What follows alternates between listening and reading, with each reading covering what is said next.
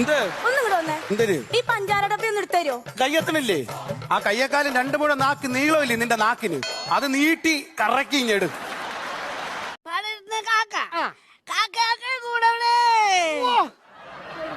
ആ കാക്കയെല്ലാം കൂടെ അങ്ങ് പറന്നു പോയി കാണുമല്ലോ. ഇവിടെ കേട്ടാ മതി, പതുക്കെ വായിക്കും. ആ എന്തുവാ മുയലിരുന്ന് പ്രാർത്ഥിക്കുന്നു?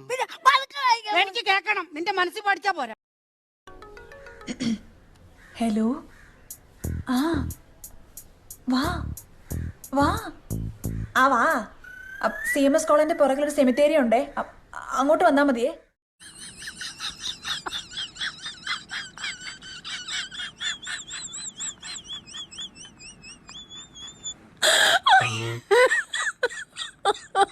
My God.